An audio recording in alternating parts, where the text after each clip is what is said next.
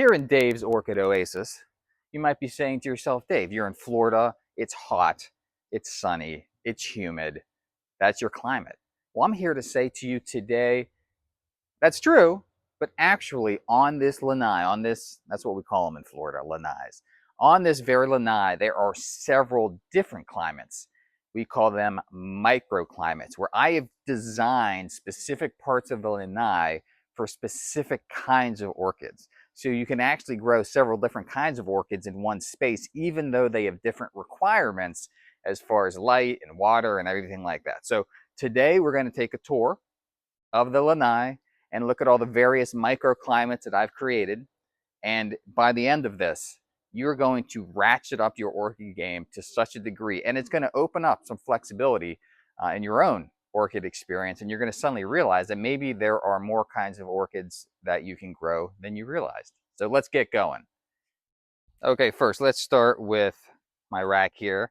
Now these are all Dendrobium, and these are all Dendrobium that need a hard winter rest.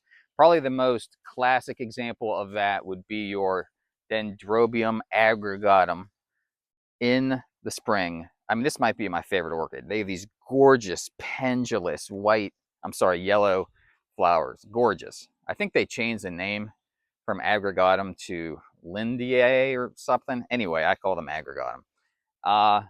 So everything here needs a hard winter rest. They're all Dendrobiums of various species and genuses and everything like that. So what a hard winter rest means is basically from like Thanksgiving to Easter, maybe not that late, maybe like November till February, no water, no fertilizer. Now, when I say no water, you can spritz them every once in a while. I mean, you don't want them to be completely like desiccated and shriveled up. But we'll get a couple rainstorms here and there that'll probably keep them happy. But why is this here? It's off in the corner. So here is, so the majority of my stuff's over there, right? That's the stuff that needs to be taken care of year round. So we just stick this off in the corner, right? Easy peasy. You don't accidentally water it. You don't accidentally fertilize it. Here's another microclimate that's very similar to the last microclimate. It's right next to what we just looked at. But these are more Dendrobium. They are both mostly Dendrobium nobili type.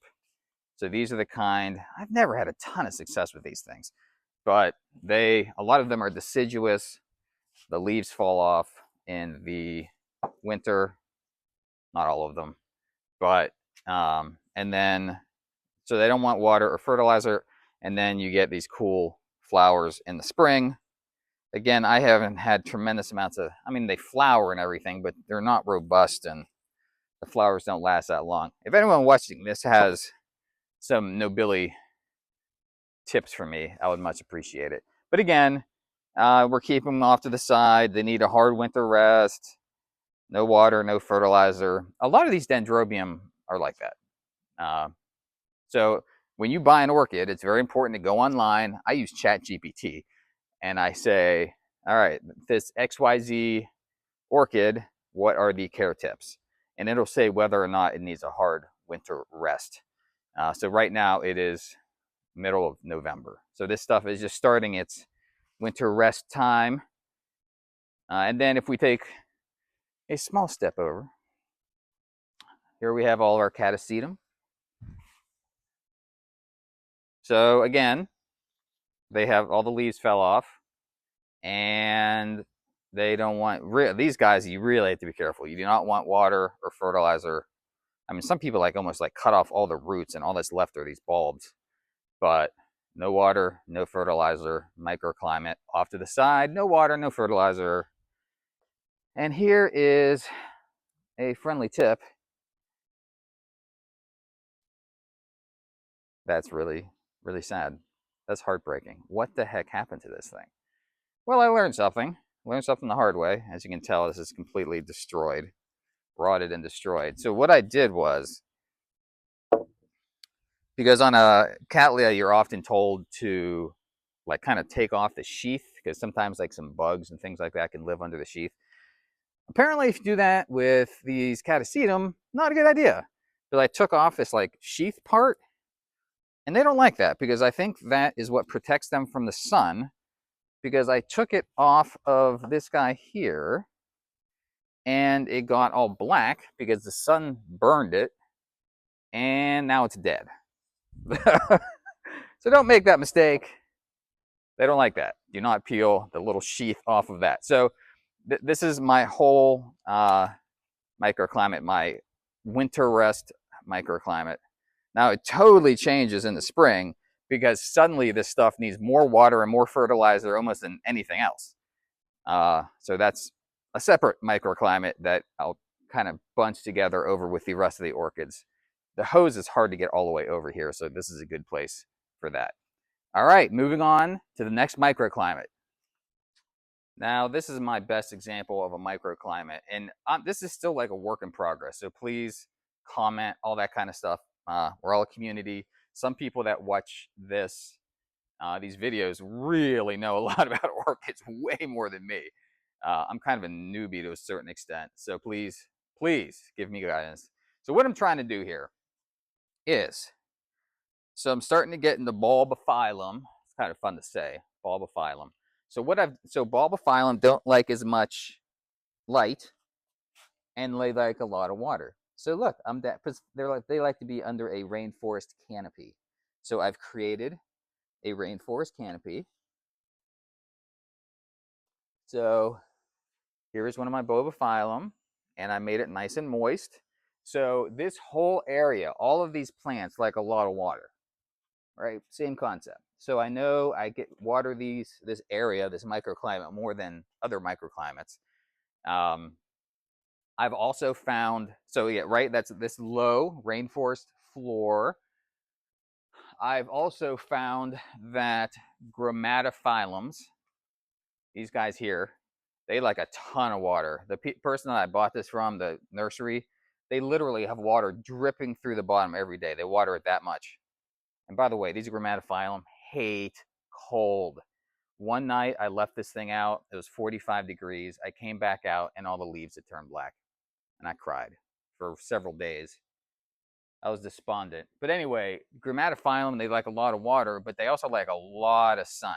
So in my microclimate here, I don't know how well you can see that. So I put all of the Grammatophyllums up towards the top of my little trellis area here. So they get all the sun, right? This makes sense. So all of the microclimate, this is the wet microclimate. Everything in here likes a lot of water.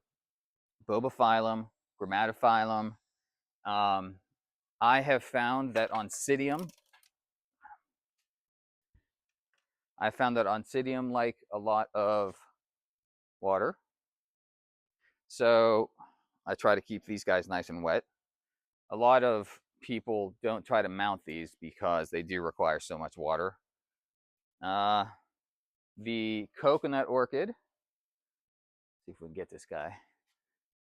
I don't know if you have a coconut orchid, but they're so cool. Whenever they bloom, they smell just like coconut cream pie. They like a ton of water. So again, microclimate. This is my ton of water area. So these encyclias, let me know. I don't know how much water they want. I don't know if they want like an average amount of water, a ton of water, if they need a winter rest. I'm not entirely sure. But I'm watering them a lot because they're mounted. And, if they're mounted, you basically have to water them every day unless it's freezing cold outside or it's rainy. So microclimate. I think this is probably my best example of the microclimate. Here's like another one. These Latoria type of Dendrobium, which I adore because when they flower, they last forever. They are so cool. They don't like a lot of light. If you look on this one, you can see that it burned. So even under this shade, which is about 40 to 50% shade, it's still burned. So I'm trying to keep it under the canopy, less light. Let me see if I can find, and there's one in bloom over here. Hold on, I'm coming back. Just look at the microclimate while here I am. So this is a Latoria type. They grow like crazy in my climate. Dendrobium Island Mist. These flowers last like 2 or 3 months. This one even smells a little bit. So once that stops blooming, I will put it in the microclimate so it won't get burned. All right, moving on. I'm not sure if you call this a microclimate or a macroclimate because this is a majority of what my lanai is, which is hot and sunny. So if you see all of these beautiful Vanda, Vanda want a ton of light. They want bright light all day, as many hours as possible. So they're hung up and they are exposed to light all day. There's no canopy, there's no shade besides the screen. So I guess the micro slash macro climate of this is bright, humid, hot, lots of sun, lots of light. Also, these are watered every single day. I mean, unless it's really cold or it's rainy. But otherwise, I watered them today, yesterday. It's in November in Florida. It's like a drought constantly. So I water them every day until it gets cold, like, you know, low 50s cold. But for now, it's still like in the 70s. So I water them every single day. So it's nice to have them all together. I don't know if you can, it goes all the way down. I must have 100 Vanda at this point. So that is why I have this microclimate. There's some really nice, look at this guy here. Look how orange that guy is. Isn't that cool? Hopefully you can see him. Okay, moving on to the next one. This I will call my lots of flowers microclimate. So A, it's not really a climate, it's just a display area. B, flowering, and I just learned this from the American Orchid Society. Flowering plants like more water than usual, which does kind of make sense because they need energy to keep the flower going. So I'll water this microclimate, this flower area, a little bit more than my other areas. So this is my mounted, mostly cattleya area. They all are, I talk about this constantly, but mounted cattleya thrive. Look how healthy that plant is. Whatever you can do, mount. I'm in the process now of trying to mount almost everything I have, unless it's terrestrial. So these are all mounted. They're not potted. They're not in a basket. These are just mounted directly to a piece of cork or tree fern fiber or a piece of cedar. So this microclimate is, I water it a lot as well. Similar to Vanda, maybe 70 or 80% of the time I water this because mounted stuff is going to dry out very quickly. It's difficult to rot a mounted orchid. So a lot of the time, sometimes, you know, whenever it comes to cattleya, if you're unsure, you usually want to wait another day or two. So if they're a tiny bit damp, I'll probably still wait. But most of the time, this microclimate is bright, water a lot of the time. So I group everything, right? The stuff that it gets the same amount of water, I group. So it makes it much, much easier. So we talked about grouping orchids. Well, now we're still in the cattleya area, but now everything, as you can see, is hanging in baskets. I have found that cattleya are very happy hanging in baskets. I usually use charcoal and river rock. I don't use any sort of organic media. I find that they like to just kind of go through. Let me see if I can find one here. So you see how they kind of just like attach to the rocks, and this is happy. So it attaches to all the rocks in here and then it attaches to the basket.